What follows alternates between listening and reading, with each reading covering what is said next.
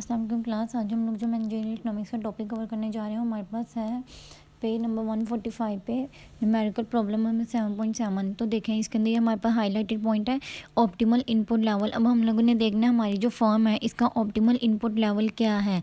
तो अगर हम इसके स्टेटमेंट को कंसीडर करते हैं तो यहाँ पे राइट है एनरॉन नेचुरल रिसोर्सेज है leading energy provider with vast coal holding in the western states the company is in the process of negotiation the new labor agreement and is relying upon engineering analysis that suggests the following production and marginal product relation। देखें अब statement के अंदर ये बताया गया है कि enteron नाम की एक नेचुरल रिसोर्स को प्रोड्यूस पे काम करने वाली इंडस्ट्री है, एक फर्म है।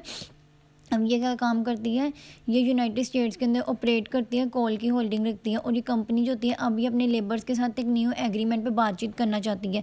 तो इसके अंदर इन्होंने सबसे पहले अगर हम देखते हैं तो आउटपुट का जो फंक्शन दिया गया 1000 L 0.5 कैपिटल 0.5 है और इसकी जो मार्जिनल प्रोडक्टिविटी लेबर के लिए इन्होंने फंक्शन राइट किया गया वो हमारे पास 0.500 time labours minus 0.5 with multiply by K capital raise to 0.5 और मार्जिनल कैपिटल की जो आपको इक्वेशन दी गई है वो भी आपको दिखाई दे रही है। तो इसके अंदर सबसे पहले हम यहाँ पे आपको बता दिया है कि केयू जो होता है कोल का आउटपुट है जो 1000 और टन्स के अंदर लेबर जो है वो हमारे पास 100 एम्प्लॉयज़ काम कर रहे हैं इस फॉर्म के अंदर। कैपिटल जो होता है वो बिलियन और डॉलर्स की इन्वेस्टमेंट की गई है इसके अंदर और मार्जिनल प्रोडक्टिविटी और लेबर जो होते हैं वो 100 एम्प्लॉयज़ हैं और मार्जिनल प्रोडक्टिविटी और कैपिटल जो होते हैं वो भी बिलियन डॉलर्स के टर्म के अंदर। अब कहते हैं एनरॉन जो होते हैं एनरॉन जो कंपनी है वो एम्प्लॉय किया 10,000 लेबर्स को एंड मेंटेन और अपने कैपिटल के ऊपर जो इन्वेस्टमेंट की है वो 16 बिलियन डॉलर्स की है। कोल का जो आउटपुट है सोल के कंपेटिटिव मार्केट के अंदर उसकी जो प्राइस है वो 33.75 पर टन है। अब आप लोगों ने सबसे पहले ये देखना है कि हम लोगों ने ये डिटरमिन करना है कि क्या रिटर्न टू स्केल जो होते हैं हमारे पास इंक्रीजिंग है डिक्रीजिंग है या कौन से हैं। देन आप लोगों ने ये बताना है कि हमारे पास जो रिटर्न है वो हर फैक्टर इनपुट के लिए वो आ रहा है और क्या वो आ रहा है तो इंक्रीजिंग है डिक्रीजिंग है। अब पहले आप लोगों ने बताया था रिटर्न टू स्केल, अब आप बताएंगे फैक्टर इनपुट के लेबर और कैपिटल के फैक्टर्स के अंदर जब हम चेंज करते हैं तो उसका क्या है कॉस्ट भी इफेक्ट पड़ेगा। देन आपके पास आ गया what is the maximum annual salary Enron की, ठीक है। वो विलिंग पे टू पे जो वो पे करना चाहता है अपनी लेबर फोर्स को 10,000 एम्प्लॉयज़ की लेबर फोर्स को पे करने, यानी अगर वो 10,000 एम्प्लॉयज़ को हायर करेगा तो उसको कितनी सैलरीज पे करना चाहता है।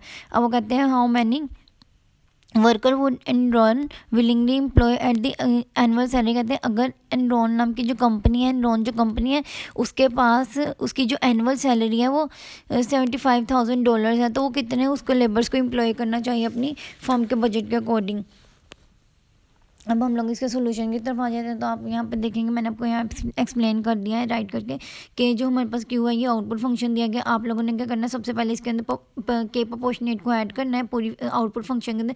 तो जब ऐड किया तो हमारे पास आ गया K L 0.5 raise to 0.5 multiply by K capital raise to 0.5। जब हम लोगों ने इसको सॉल्व किया तो हमारे पास आ गया ये इस तरह फंक्शन बन गई। और आप लोगों ने क्या कहते हैं प्रोपोर्शनैलिटी कांस्टेंट जो हमारे पास के प्रोपोर्शनल है उसको सेपरेट कर लिया क्योंकि वो वैल्यूज हम लोग कहते हैं जब हमारे पास बेस सेम हो तो पावर्स ऐड हो जाती हैं। तो देखें के की बेसिस सेम थी तो पावर्स ऐड हो गई और हमने एक फंक्शन बना ली थी कि 1000 L 0.5 के जो कि इक्वल थी क्यू के। तो हम लोगों ने क्या किया था क्यू की जगह पे रिप्लेस कर इस 1000 L 0.5 के की जगह पे रिप्लेस कर दिया क्यू को और हमारे पास जो फंक्शन आई है वो कहता है H इज इक्वल टू के आई, यानी कि हमारे पास जो प्रोडक्शन है वो कांस्टेंट रिटर्न टू स्केल रख रहे हैं। हम जितने अपने इनपुट के इंक्रीज़ करें आउटपुट के अंदर भी इतना ही इंक्रीज़ हो रहा है। अब आपके पास बी आ गया, बी पार्ट के अंदर आप लोगों ने ये देखना है कि हर फैक्टर इनपुट जो तो उसके रिटर्न्स को आपने कंसीडर करना है with respect to labour and then with respect to capital. तो मार्जिनल प्रोडक्ट और लेबर जो आपको दिया गया है वो क्या है, ये आपके पास जो फंक्शन गिवन थी आपने उस फंक्शन को लिया। इस फंक्शन के अंदर आप लोगों ने सबसे पहले आउटपुट फंक्शन जो थी उसका डेरिवेटिव लिया विद रिस्पेक्ट टू एल और देन आप लोगों ने इसको मल्टीप्लाई कर दिया multiply by 1 multiply by L 1/रेशियो L।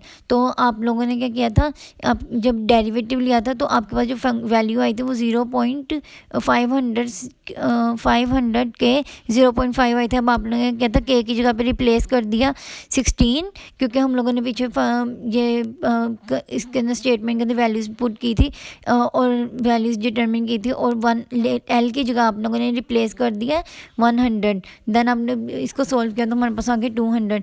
तो नीचे लिखा हुआ है बिकॉज, क्योंकि change in output with respect to labour, यानी कहते हैं अगर हम लोग जो थे मज़ीद लेबर की को एफिशिएंसी इसको डिटरमिन करने के लिए हम लोग मज़ीद लेबर से काम लेते हैं, तो हमारे पास जो मार्जिनल प्रोडक्ट ऑफ लेबर आता है वो डिक्रीजिंग हो रहा है बिकॉज, और रिटर्न टू स्केल जो होते हैं वो डिमिनिशिंग होते हैं, क्योंकि हम जो हैं हमारे लेबर जो थे इतने ज़्यादा एफिशिएंट नहीं है कि हम उनसे मज़ीद काम लें। तो इस